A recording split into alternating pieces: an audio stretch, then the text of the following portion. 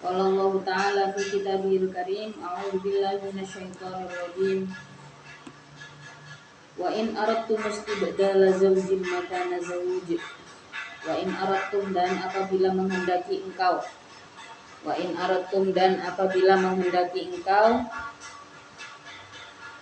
istibdala zaujin pada mengganti istrimu, mengganti istri.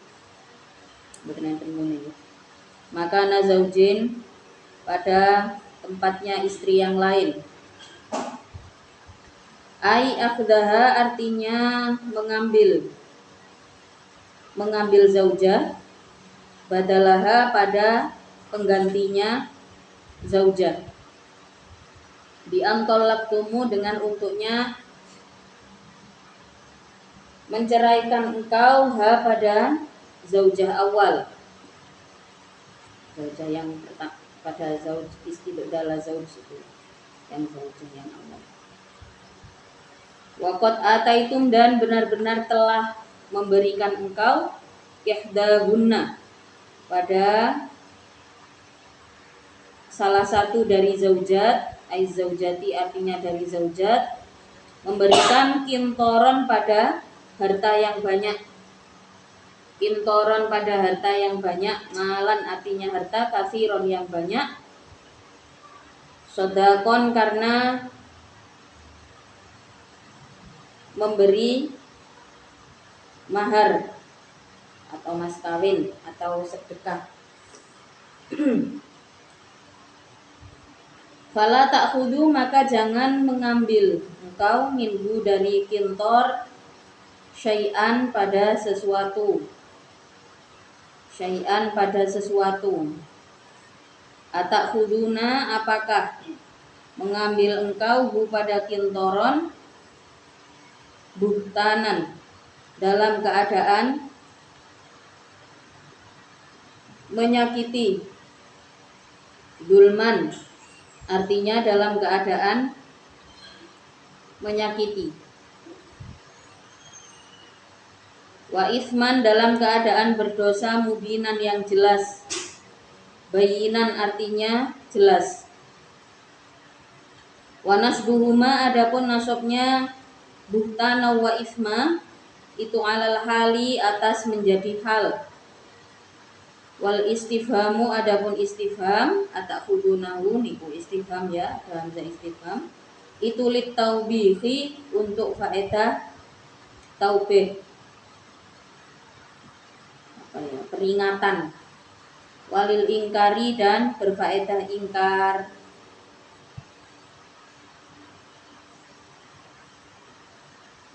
Walil ingkari dan berfaedah ingkar. Wa kaifa dan bagaimana ta'khuduna mengambil engkau pada kintor, ai bi ayyi wajhin artinya dengan jalan mana, artinya dengan jalan mana. Wa qad afdo dan benar-benar telah mendatangi.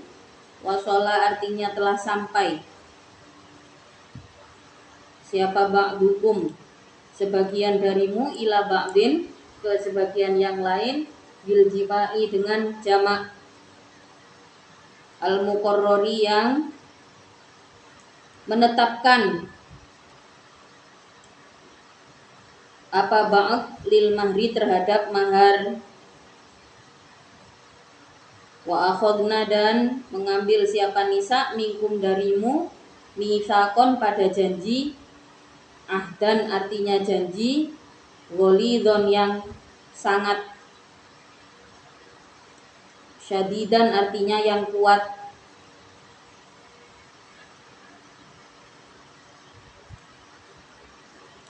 Jadi ayat ini menjelaskan tentang jika seorang laki-laki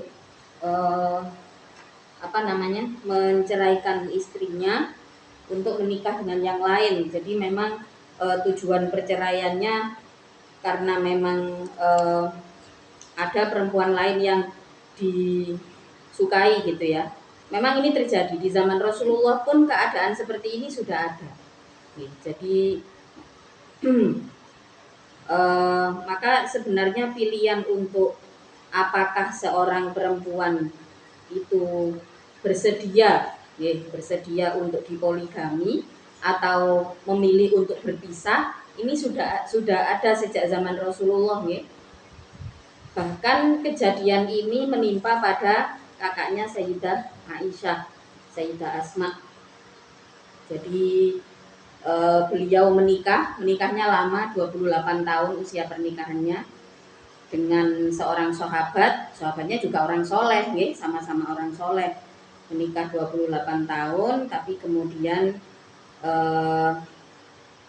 suaminya Sayyidah Asma ini suatu ketika setelah usia 28 tahun pernikahan, dia sudah punya anaknya sudah besar ya. 28 tahun itu bukan waktu yang sebentar, seumure orang dewasa nih 28 tahun. Setelah itu di dalam pernikahannya ada seorang sahabiah ya. Sahabiahnya juga bagus. Ini namanya Sayyidah Atikoh. Jadi Sayyidah Atikoh ini adalah seorang sahabiah yang dikenal cantik dan pandai ya. Tapi bisa dibilang dari awal pernikahannya dengan suaminya terdahulu niki pokoknya setiap kali menikah dengan Sayyidah Atikoh itu meninggal. Jadi mulai dari putra Sayyidina Abu Bakar itu ada yang menikah dengan Sayyidah Atikoh, dan beberapa sampai perjalanan panjang. Beliau orangnya juga orang baik gitu ya. Sampai kemudian suatu ketika menjanda lagi karena suaminya meninggal lagi. Nah, suami daripada Sayyidah Asma ini jatuh hatilah kepada sahabiah yang cantik itu tadi ya. Terus kemudian di situ terjadilah sedikit perselisihan antara Sayyidah Asma dengan suaminya, bahwa Sayyidah Asma memang tidak bersedia untuk dimasna, ya, tidak bersedia untuk dimasna, ya dengan alasan macam-macam, karena Sayyidah Asma itu secara mungkin kalau bahasanya sekarang ya, secara penghasilan dan karir itu lebih baik Sayyidah Asma dibandingkan dengan suaminya. Jadi istilahnya ada sedikit perselisihan, kemudian akhirnya dipilihlah jalur untuk berpisah, karena memang alasannya si suami ini memang jatuh cinta dengan perempuan lain gitu. Dan kalau dilanjutkan otomatis akan menyakiti. Di sini maka ini sampai ada di dalam Al-Qur'an bahwa ketika seorang laki-laki di dalam pernikahannya kemudian jatuh hati pada perempuan lain, yang istilahnya ya wis anggap aja takdire ngoten ya, kemudian berpisah. Nah, yang di konteksnya di sini adalah perihal bagaimana harta benda ini yang sudah pernah diberikan kepada istri yang ditinggalkan atau mantan istrinya itu nggak boleh diambil sedikit pun. Jadi istilahnya kalau misalkan ada harta yang diberikan, gak oleh dijupuk maneh. Apakah? Maka di dalam ayatnya jelas di sini ya. Wa in aradtum istibdala zaujim makana zauj wa ataitum ihdahunna qintaran fala ta'khudhu minhu syai'a atakhudunahu buhtana. Jadi jangan mengambil sedikit pun apa yang telah kamu berikan. Di situ ada istifham ya, atakhudunahu. Apakah kamu berniat untuk menyakitinya? Apakah kamu berniat untuk memperlihatkan dosa yang lebih besar? Jadi itu di sini dijelaskan bahwa harta yang sudah diberikan kepada istri yang ditinggalkan ini sedikit pun nggak boleh diambil lagi. Sedikit pun nggak boleh diambil lagi. Artinya kalau di pengadilan otomatis harta yang sudah dijanjikan atas nama istri yang ditinggalkan ini nggak masuk gono gini, ini berarti sudah pasti punya istri yang ditinggalkan ya, untuk mantan istrinya istilahnya gitu. Jadi nggak boleh sedikit pun mengambil dari apa yang telah diberikan, karena memang konteks daripada perpisahannya adalah si laki-laki jatuh hati pada perempuan lain. Tuh. Ini detailnya Al-Qur'an. Jadi kalau kita ngomong masalah, kita berbicara masalah romansa yang dikaitkan dengan finansial, Al-Qur'an sudah membahas semuanya. Al-Qur'an sudah membahas semuanya dan maka kenapa disebutkan bahwa Al-Qur'an itu mukjizat, Jadi kitab suci yang disebut sebagai mukjizat itu ya Al-Qur'an. Karena bahkan ketika Rasulullah sudah tidak ada, Rasulullah wafat, ini ajarannya masih bisa kita ambil hikmah sampai sekarang. Jadi Allah sudah mengatur ini bagaimana ketika sebuah perpisahan di dalam sebuah perceraian terjadi dengan konteks seperti itu. Ternyata nggak zaman sekarang aja, Jadi daripada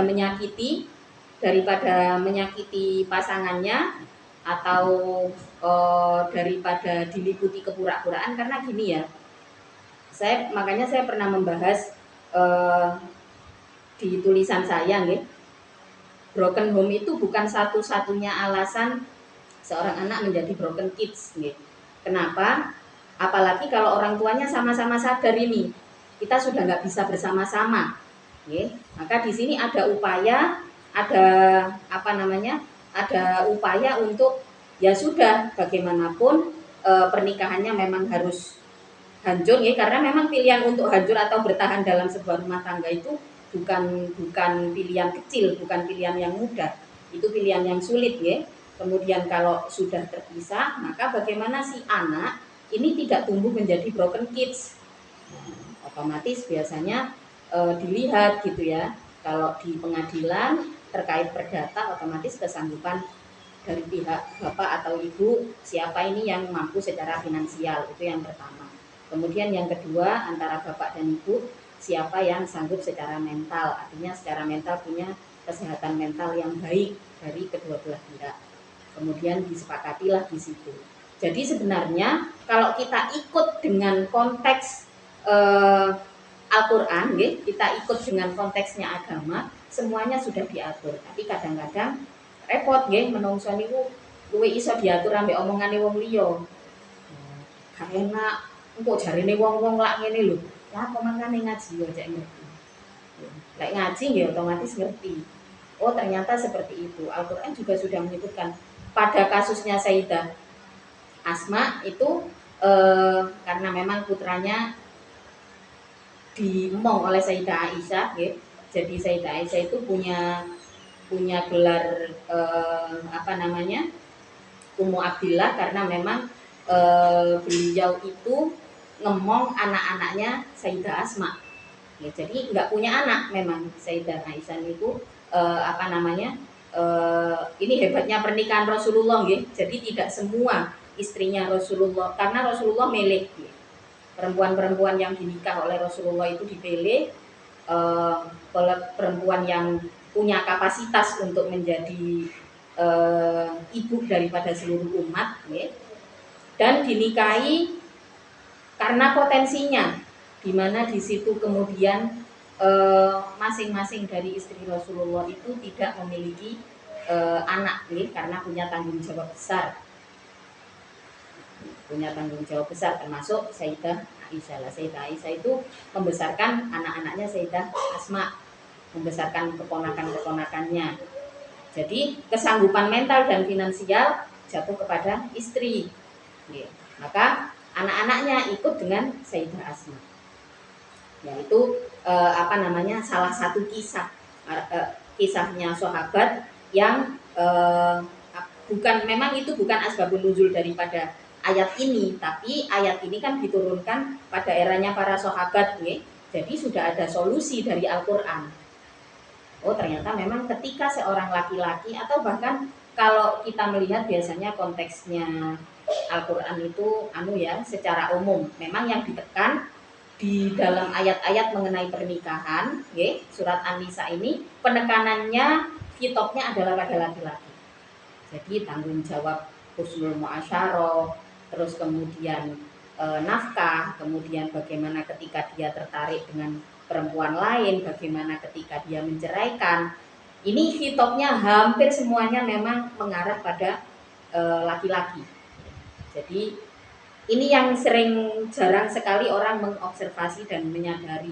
Jadi sebenarnya ini bukan menekan pihak perempuan, ya, tapi lebih Allah memberikan firman di sini karena pada masa itu saja, ya, perempuan itu banyak sekali terdesak secara sosial. Jadi ini seperti sudah sebuah hukum alam, dan Islam beserta kitab sucinya dan juga ilmu-ilmunya itu membebaskan para perempuan dari belenggu tekanan sosial yang terjadi pada masa itu. Jadi jelas ya ayatnya, ketika seorang laki-laki menceraikan istrinya karena tertarik pada perempuan lain, harta yang sudah diberikan sedikit pun nggak boleh diambil. Sedikit pun nggak boleh diambil. Berarti ini kan penekanan, yang laki-laki harus tahu diri. Wong lek seumpamane hartane titik gak oleh dijoko, tuas ngalenang liyane gak duwe apa-apa. Artinya ya sebegitunya Allah memperhatikan jiwa kita sebenarnya, jiwa umat manusia. Wa kaifa ta'khudunahu wa qad afdha ba'dukum ila ba'din wa akhadna minkum mitsaqan ghalidha. Bagaimana ini juga menekankan bahwa perempuan-perempuan yang ditinggalkan itu sudah ditinggali janji, ya.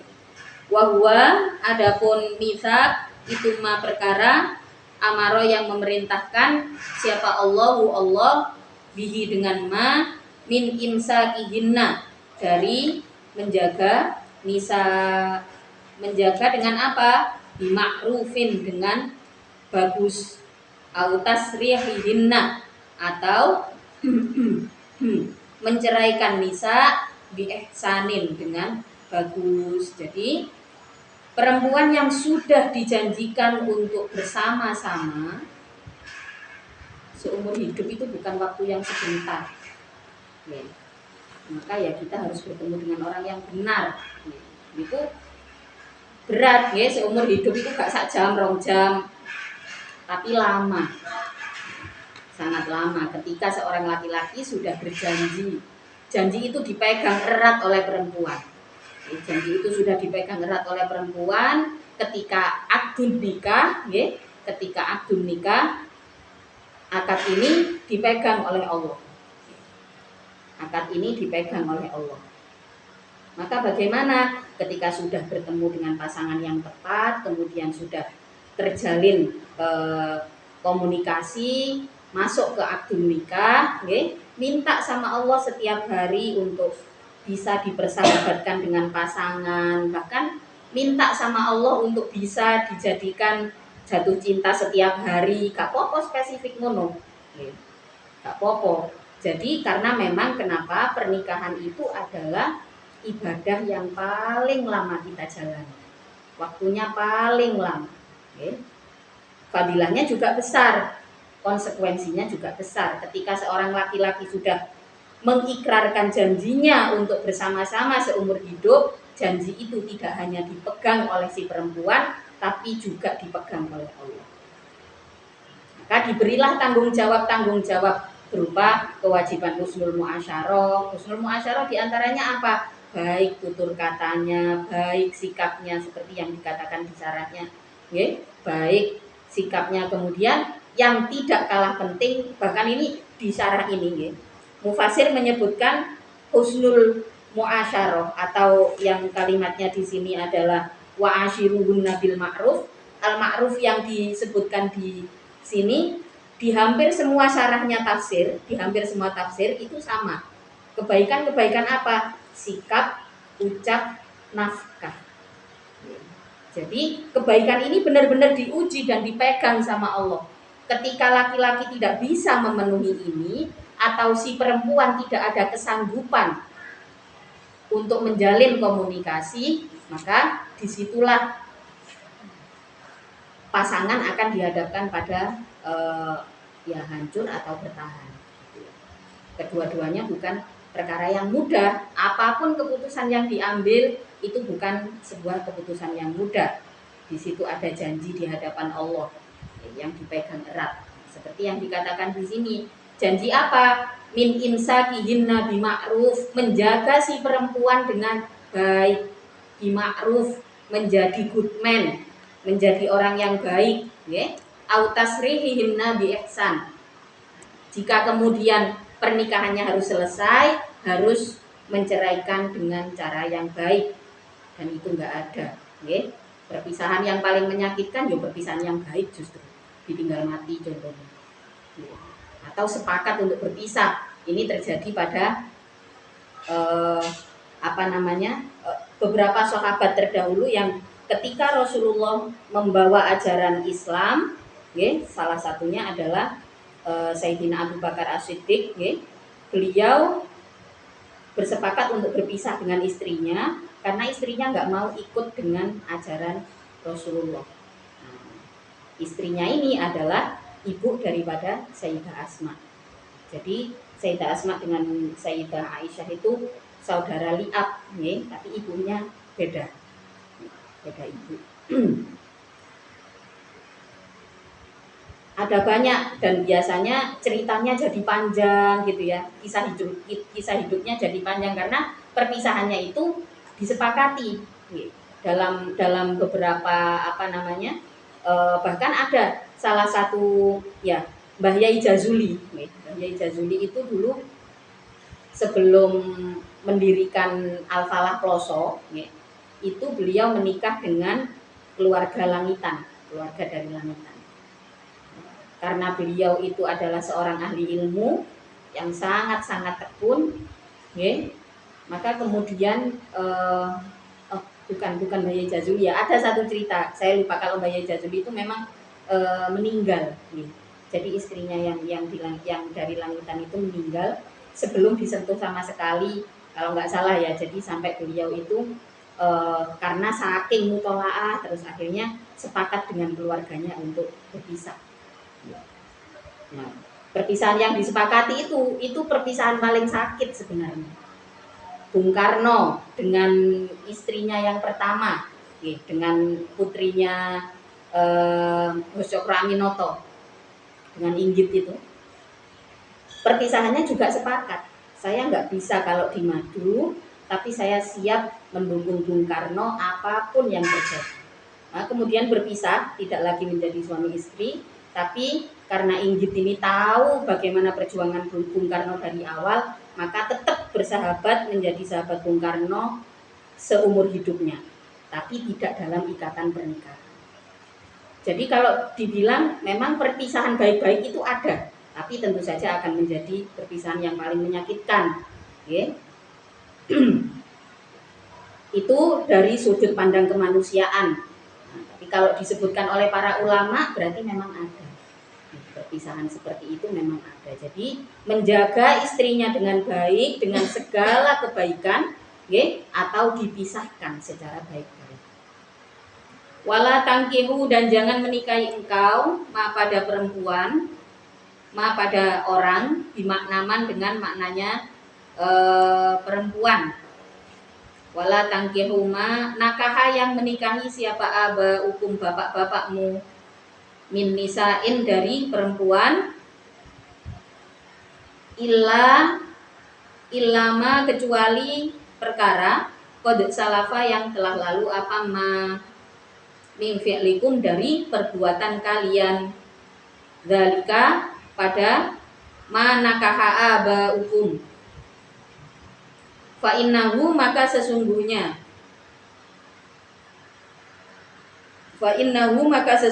dzalik itu ma'fun, dimaafkan, apa anhu, dari dzalik. Innahu, sesungguhnya nikah, ai nikahihinna, ai nikahahunna, artinya nikahnya aba pada nisa itu, karena ada apa, nikah itu fahisyatan, keburukan, kobihan, artinya sangat buruk. Wa maqtan, dan menjadi sebab murka Allah, sababan, artinya sebab, lil makti, terhadap apa tadi? Murka minallahi dari Allah, wa huwa adapun al-maqt itu asyaddul bughdhi, lebih parahnya kemarahan, lebih beratnya kemarahan. Wasa'a dan sangat buruk, bisa artinya sangat buruk apanya, sabilan jalannya, jangan sampai menikahi perempuan yang sudah dinikahi oleh bapakmu.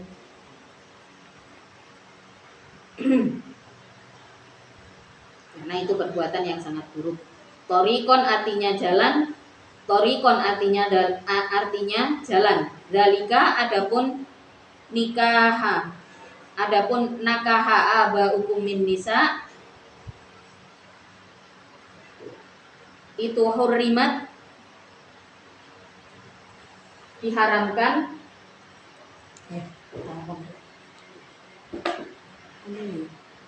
Dasar.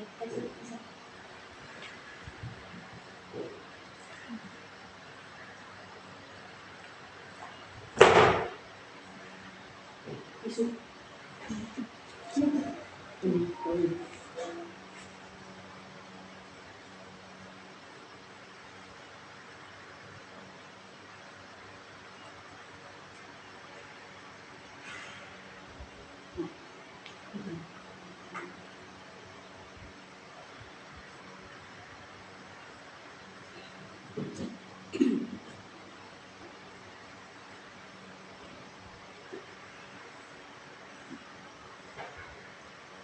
Hurrimat yang diharamkan alaikum atas dirimu.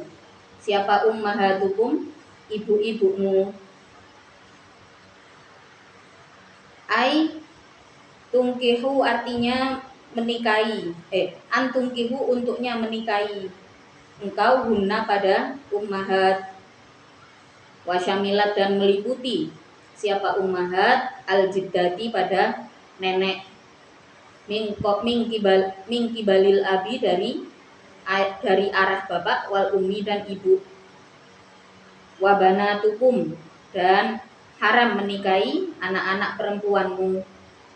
Wasyamilat dan meliputi siapa banat, banatal auladi pada anak-anaknya, anak-anak cucu ya. Wa insafala sekalipun seketurunan. Jadi anak cucunya nggak boleh dinikahi karena ini terjadi pada masa jahiliyah. Nek saiki diomongno ya wis gak pun mboten enten, tapi yo kasus akhir zaman nggih macem-macem nggih. Kasus akhir zaman nyatane kadang-kadang nang berita yo ono berita sing aneh-aneh koyo ngoten niku. Wa akhawatukum dan saudara-saudara perempuanmu min jihatil abi dari arah bapak, wal ummi dan ibu, nggak boleh menikahi saudaranya, baik meskipun bukan sebapak ibu nggih, misalkan liab atau lium tetap nggak boleh. Wa ammatukum dan amat apa sih, bebek, tante, adik atau kakaknya orang tua nggih. Wa ammatukum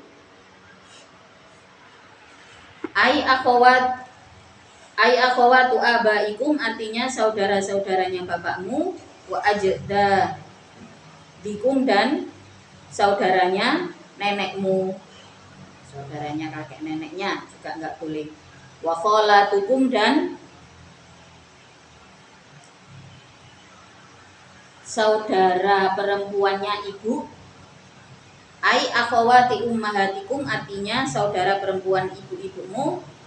Wajad dadikum dan saudara perempuan nenek-nenekmu. Jadi kalau amat itu bule atau bude dari bapak, ya. Kalau sholat, maka biasanya kalau ada ya orang-orang Arab itu yang manggil tante itu halati, yaitu teko kata-kata sholat gitu. Kalau kholat itu bude atau bule dari ibu ya, saudara-saudaranya ibu itu kholat. Nah, nek mati nyelukno cara Arab dipahami dhisik. Nggih, nyelukno cara Arab ponakane cek nyeluk halati sampean gak paham itu turunane sapa sangger melok-melok.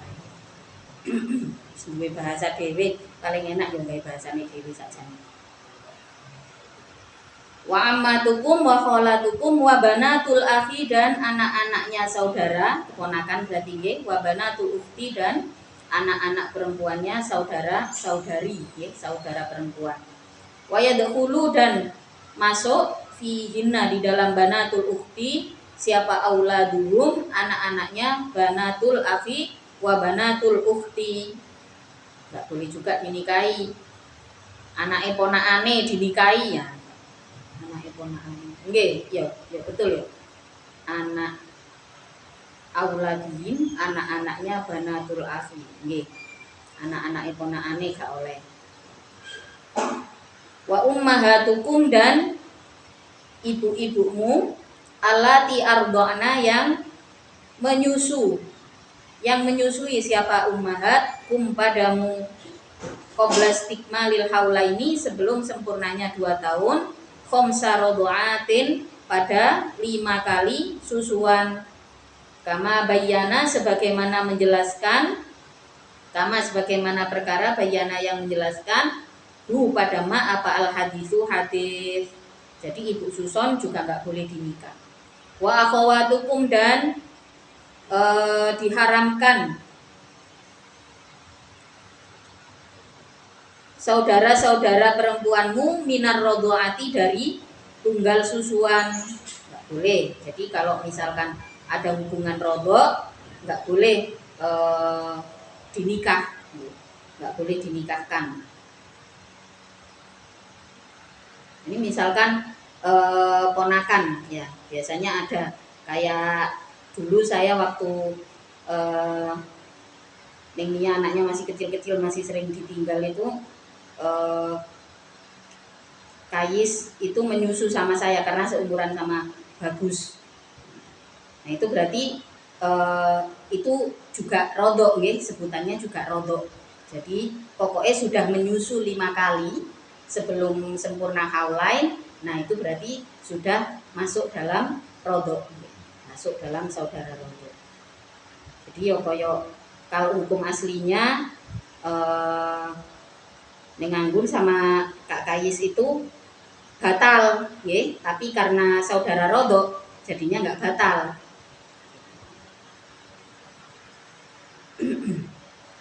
Karena saudara rodok.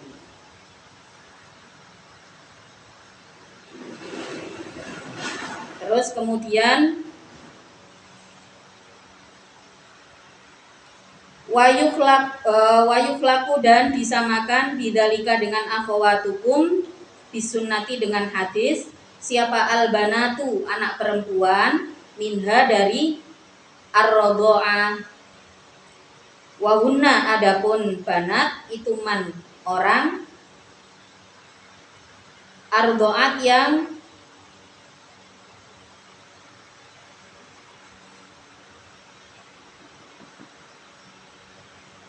menyusui padaman ardho'at hunna yang menyusui padaman apa mautu atuhu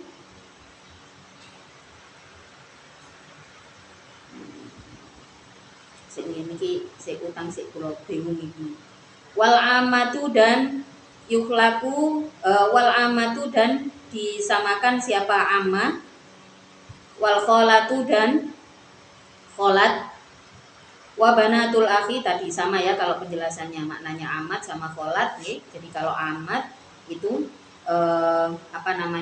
tante dari siapa tadi dari ayah ya. Kalau kholat itu dari ibu. Wa banatul akhi dan anak perempuannya saudara laki-laki wa banatul ukhti anak-anak perempuan saudara perempuan minha dari rodho'ah li hadisin karena hadis yahrumu yang haram minar rodho'i dari arah rodho apa ma perkara yahrumu yang haram apa ma min nasabin dari arah satu nasab Rawa meriwayatkan pada hadis siapa Al-Bukhariyu, Imam Bukhari, wa Muslimun dan Imam Muslim. Diharamkan lagi wa ummahatun nisaikum dan ibu-ibunya perempuanmu. Enggak boleh. Nggih. Ngerabi maratuwa wedok. Waroba ibukum dan anak perempuan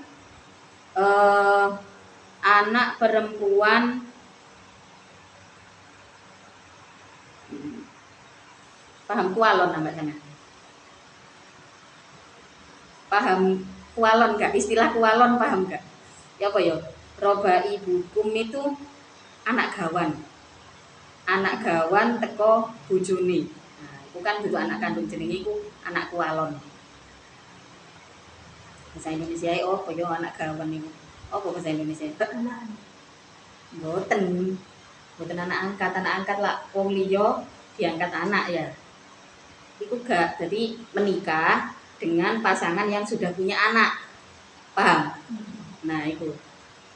Kaya iku waroba ibukum dan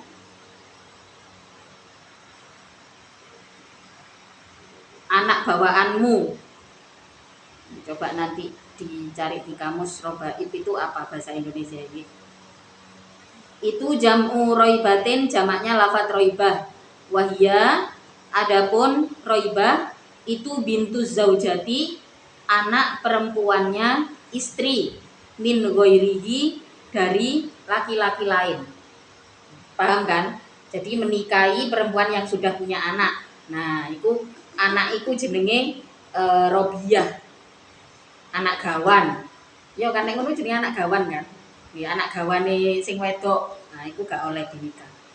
Nah, hukum ini juga sama antara laki-laki dan perempuan ya.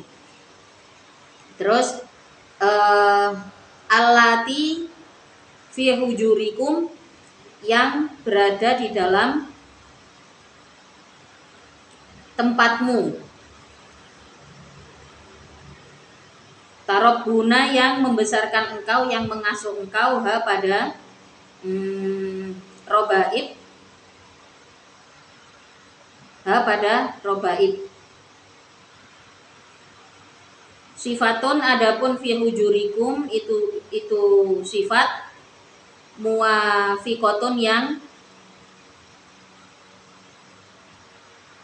cocok lil ghalibi, terhadap umumnya, terhadap keadaan umum. Fala mafhumun, maka tidak difaham itu maujud laha, bagi sifat. Artinya si istri ini punya anak gawan, terus dibesarkan di rumahnya gitu ya. Fi hujurikum min nisaikum, dari istri-istrimu, allati dakhaltum, yang telah mendukhul engkau, mengumpuli engkau, bihina dengan nisa, ai jama'tumuhunna, artinya telah mengumpuli engkau, hunna pada nisa. Fa illam takunu, maka apabila belum ada engkau, itu dakhaltum, mendukhul engkau, bihina dengan nisa, fala junaha, maka tidak ada dosa itu maujud, alaikum, atas dirimu, fi nikahi banatihinna, di dalam menikahi anak-anaknya nisa, idza fariktumu, ketika telah berpisah engkau, guna pada nisa. Jadi ada lagi kasus yang sudah dipecahkan oleh Al-Qur'an, okay? Jadi misalkan menikahi seorang perempuan yang punya anaknya wedok ayu, okay? Tertariklah misalnya. Nah, ini kan nggak boleh dinikah kalau memang si istri yang punya anak perempuan itu nggak pernah dijima sama sekali. Jadi misalkan menikah terus kemudian dua anak wedok, lo kok ternyata menarik anak wedok, terus kemudian wis kasarane ngoten nggih ceritanya. Kemudian istrinya yang belum didukul ini, yang belum dikumpul ini di firok, ya, diceraikan, kemudian menikahi si anak perempuannya. Nah, ini Lajunaha itu artinya yo lek iso sih ojo nih, karena ini kan menyakiti, perilaku menyakiti nih. Tapi yo gak dosa sakjane. Mboten dosa. Kalau syariatnya nggak apa-apa, tapi apa namanya ya, kalau diambil secara hakikat ya otomatis kan menyakiti gitu. Tapi yang penting syaratnya belum didukul. Tapi kalau misalkan sudah dukul berarti anak gawane bojo wedok ini juga haram, nggak boleh dinikah.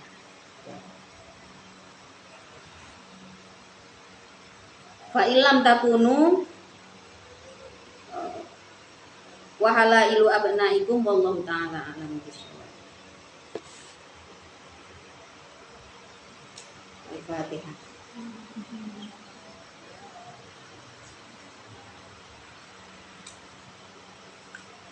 Ya Mbak Iza, kontennya. Cek bingung.